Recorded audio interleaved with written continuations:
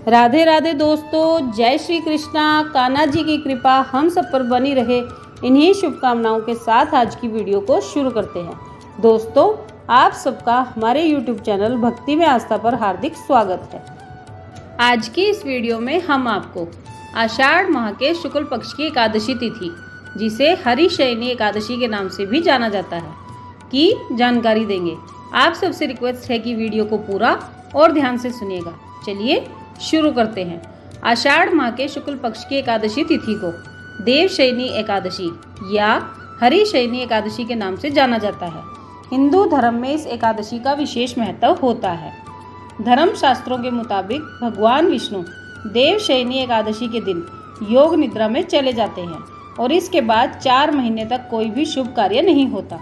4 महीने बाद कार्तिक माह में आने वाली देव उठनी एकादशी को भगवान विष्णु निद्रा से जागते हैं और तभी सभी मांगलिक कार्यों का प्रारंभ हो जाता है।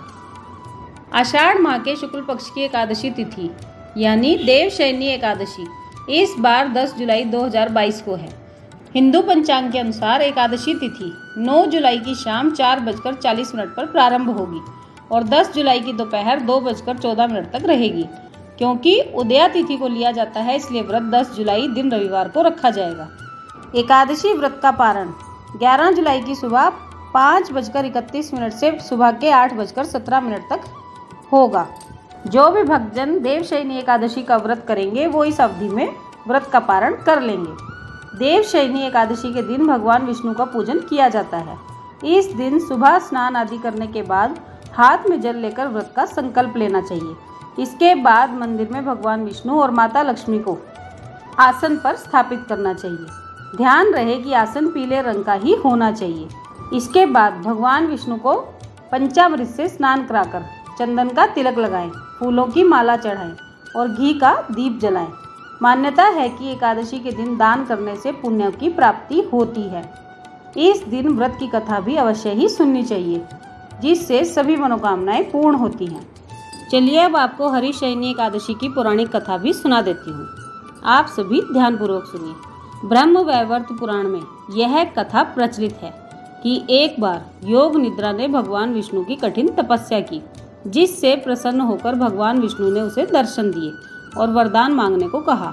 योग निद्रा ने भगवान विष्णु से प्रार्थना की, हे भगवान, आप मुझे अपने अंगों में स्थान दीजिए। इस पर भगवान विष्णु ने विचार किया कि उनके संपूर्ण शरीर पर माता लक्ष्मी का अधिकार है।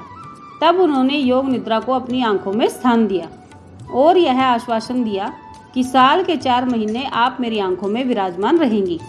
तभी से भगवान विष्णु देवशयनी एकादशी से हरि प्रबोधनी एकादशी तक योग निद्रा में चले जाते हैं।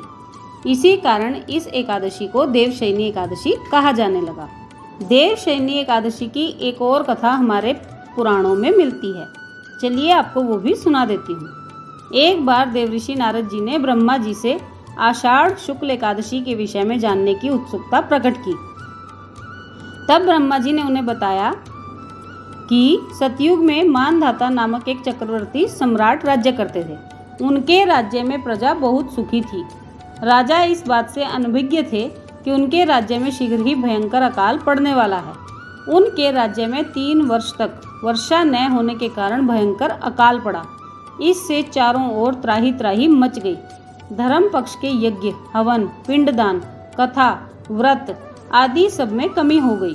दुखी राजा सोचने लगे कि आखिर मैंने ऐसा कौन सा पाप किया है जिसका दंड पूरी प्रजा को मिल रहा है। फिर इस कष्ट से मुक्ति पाने का उपाय खोजने के लिए राजा सेना को लेकर जंगल की ओर चल दिए। वहां वह ब्रह्मा जी के पुत्र अंगिरा ऋषि के आश्रम में पहुंचे और उन्हें प्रणाम कर सारी बात कह सुनाई। उन्होंने ऋषिवर से समस्याओं के समाधान का तरीका भी पूछा। तो ऋषि बोले, हे राजन, सब युगों से उत्तम यह सतयुग है। इसमें छोटे से पाप का भी भयंकर दंड मिलता है। ऋषि अंगिरा ने कहा कि आषाढ़ माह के शुक्ल पक्ष की एकादशी का व्रत कीजिए। इस व्रत के प्रभाव से अवश्य ही वर्षा हो जाएगी।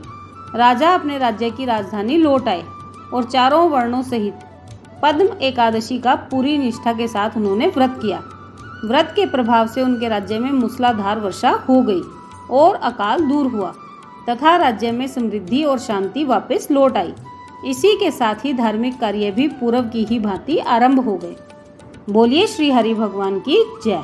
तो दोस्तों, ये थी आषाढ़ शुक्ल एकादशी अर्थात देवशयनी एकादशी की संपूर्ण जानकारी। आप सबने वीडियो को ध्यान से सुना, इसके लिए आपका धन्यवाद। आज की वीडियो में बस इतना ही। कल फिर मिलेंगे एक और नई वीडियो के साथ। तब तक स्वस्थ रहिए, मस्त रहिए, अपना और अपनों का ख्याल रखते रहिए और प्रभु के श्री चरणों से जुड़े रहिए। राधे राधे दोस्तों, जय श्री कृष्णा, जय माता दी।